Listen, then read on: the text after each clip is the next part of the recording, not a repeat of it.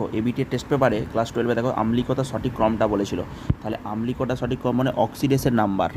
এখানে তোমরা লিখে দিবে অক্সিডেশন নাম্বার। আমাদের অক্সিডেশন নাম্বার যত ইনক্রিজ করে তত অ্যাসিডিটি বাড়ে।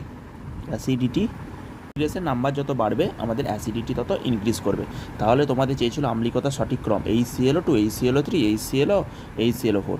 তাহলে আমরা জানি কি HClO4 এর অক্সিডেশন নাম্বার কত। এখানে সবসময় কোনটা দেখবো, ক্লোরিনের অক্সিডেশন নাম্বার দেখবো। যদি এক্স করে দাও ক্লোরিন, হাইড্রোজেন কত করে হয় +1, অক্সিজেন কত করে হয় -2 করে হয়। তাহলে 4 দুগুণে 8, একবার 8 করে দিচ্ছি 0। তাহলে x সমান 7 হচ্ছে এখান থেকে 7। সেরকম HClO3 ক্ষেত্রে কত হয় বলো, এটা x, এটা +1 -6 = 0, এইটা হয়ে যাবে আমার +5। ওকে, আবার HClO2 করে দিলে কী হয়ে যাচ্ছে বলো তো, এখানে হয়ে যাবে HClO2 করে দিলে এটা আমাদের কত হবে বলো, +3 হয়ে যাচ্ছে স্টেট।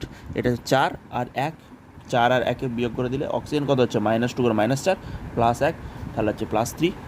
আর আমাদের HClO তাহলে হচ্ছে আমাদের +1। তাহলে আমাদের সঠিক ক্রম কোনটা হবে, HClO2 HClO3 HClO4। কেন, এটা হচ্ছে +1, এটা +3, এটা +5, এটা +7।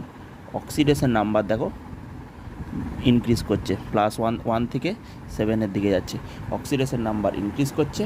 সুতরাং আমাদের অ্যাসিডিটি